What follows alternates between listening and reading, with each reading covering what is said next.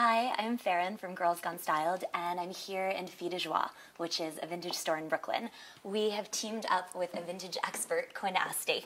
She's going to take us through and show us everything you need to know about vintage, especially if you're like me and you don't know anything at all. Okay, so girls like me, when they walk into a vintage store, we're a little overwhelmed. We don't know what we should be looking for. Right. When you walk into the store, what do you usually go for? Well, a store like this, I think a lot of vintage stores are set up differently, and this one is organized particularly well because it's organized by color, and I think most girls are very primitively drawn to certain colors. You know what colors look good on you, you know what patterns look good on you, and so this is a good place to start because here we kind of went in rainbow order. We can start here in the beginning. And a store like this, I think one of the things about a vintage store is like, don't get overwhelmed. Come in when you have a lot of time to kill. You walk into any department store and you see all these duplicates and you're used to that. But here you kind of need to take your time. You need to look through everything one by one.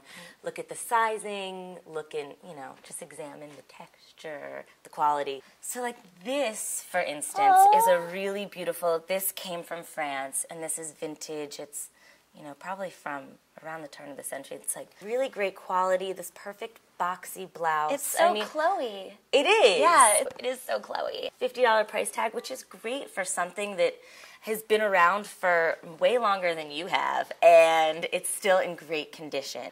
I love working with vintage clothes because I feel like they're a lot better quality, things are better made, and I also have always just felt like the trends come from vintage. Fashion is so cyclical, and I just feel like the cool things come from the street, and the people on the street can't afford the things in the high-end stores, so they go to the vintage stores to find things that are interesting, that have kind of been cast off, and create the new styles, and I think that's where a lot of trends are born. So now let's talk about shoes. Okay, let's. One of my personal favorite pairs of shoes in the store are these guys right here. Those are cool. I feel like they hit on a lot of the major trends. They're really modern. They're in great condition. Yeah. I mean, they've barely been worn. They have a nice little heel, so They if you do. like wearing flats like me, but you still need a push. Totally. Yeah. A little lift. They're very repetto. They're very well made. Question. Yeah. Back to the, oh my god, I don't know anything about vintage mentality. Shoot. Is it gross to wear other people's shoes? I don't think so. I mean, don't you ever borrow your best friends? And if you just go to the store, you get a baby wipe the inside a little bit. That was going to be my next question. I mean, if you wear flip-flops in the city, I think you can handle this pair of shoes. you can handle this pair of shoes. It's kind of the same mentality, especially in New York, we're all exposed to so much grime. Yeah. That, So I heard that you have a lot of things in the store that are your favorites. I do. I have a lot of things that are my favorites, and I have a lot of things that I think you'll love. I really love the silk blouses. Oh, yeah. I love this. I think it has so much style. It has that classic Hermes print kind of thing going on, but it's also so hip-hop at the same time. Like, it's a little claw money. yeah, it is Yeah, a little claw money. totally. Like, I would wear this with some, tiny little booty shorts and some platforms. You could put, a turtleneck and a pencil skirt underneath. I would wear it with really skinny jeans and incredibly high heels. I love this Polini jumper. Is my favorite thing in the world, with the little sailor back. No, Polini is a label that's really in demand for vintage collectors, yes, right? Yeah, absolutely. It's kind of like seersucker, and it's got the little shorts thing, which is a huge trend right now. It actually is really flattering on. No, it looks like it would be. Oh, yeah. If you're not scared of skirts. Exactly. Which you shouldn't be. I totally am. You should not be. Tell your friends. Love the score. It's going to get you. Another thing that I think is really huge are these kind of track jackets. Totally. Which this is another thing that it's really it's kind of soccer mom in the early 90s, but it's also super hip hop. I was going to say it's kind of my grandma in Atlantic City. Exactly, yeah, exactly. But it takes off that whole thing of trends just being really cyclical, that it's the old ladies retire this look and they send it away to the thrift stores, and then the young kids pick it up and they're like, yeah, because it plays off that candy colored hoodie thing that's the huge thing that's blown up, but this is kind of the next step of that. And this is the kind of thing that looks good on guys and girls. I was going to say, too. I know a couple guys that would wear it. We have a lot of these summer dresses, and I think great. that this is one of the easiest things. In the summer, you see, every girl just wants a lightweight summer dress, similar to what you have on, you know, just colorful and easy that you can throw on. You could be like Dominique Swain mid-90s and put like a really, really thin ribbed like thermal thing underneath Totally. it. And yeah. That's actually a great way to transition into the fall. Hey. Because you can do the layers, you know, in the fall you throw on the long sleeves, you put on some tights and it's some boots. Great and way it's to super transition into the fall. Also, I just wanted to point out these sleeves to you guys because they're a little bit more intricate than Kind of like a little ladder. Yeah, they're actually really great. I still get a little scared shopping vintage, but one of the things that keeps me coming back is knowing that, you know, if I'm looking for a smock dress, it's going to have things like this that nobody else is going to have. You know, even if you go to a really great chain store, even if you go to Topshop, it's not always going to have this kind of great detail. Yeah.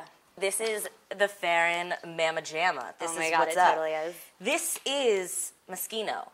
And like, you know, so we have little cotton numbers over there that just have these beautiful details, but Yeah. then you also got like, hello, designer dresses.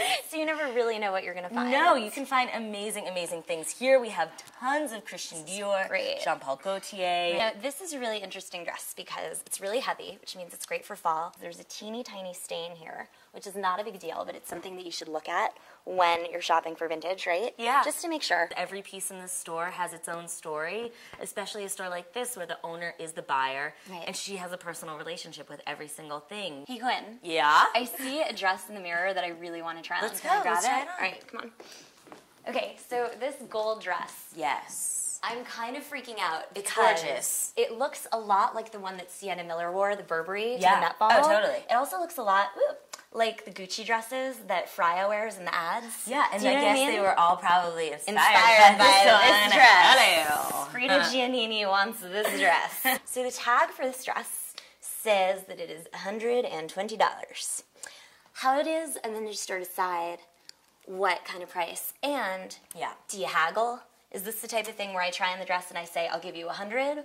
Or is a vintage price a vintage price? If you have a relationship with the owner, Okay. it's not completely out of line to ask because, of course, these things are somewhat negotiable. And I think a lot of people, if you really love something and it looks really wonderful on you, then a lot of people are willing to give you a little bit of a Yeah, they deal. want you to Because have if it. they know that you'll love it, then it's worth it. You know, Yeah. it isn't about the corporate machine the same way other stores are. In terms of pricing, it's kind of just a matter of opinion. It's like, how do you feel about it? Does that price make sense to you? Okay. And then I think, you know, owners' pricings depend. If this came from France, it's got to cost a little bit Yeah, more. it's going to cost a little bit more just to Because kind of the cover the airline, overhead. yeah.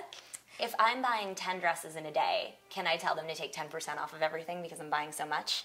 You can't tell them, but you can ask them. Damn it, I want my 10%. Okay. I mean, So don't be afraid to gently ask if the price is negotiable. yeah. Okay. Yeah. Cool. Well, I'm going to go try this on. Do it. All right, here I go. Well, Awesome. thank you very much for sharing Oh my this God, around. my pleasure. It was very cool to see It was you. super cool. I'm glad that you came. you. I hope you learned a little something and I are a did. little less intimidated. I am a lot less intimidated. Thank you. Yeah, and if anybody needs me to help them go vintage shopping, my number is 347. I'll see you next time. Yeah. Thanks, guys. Bye.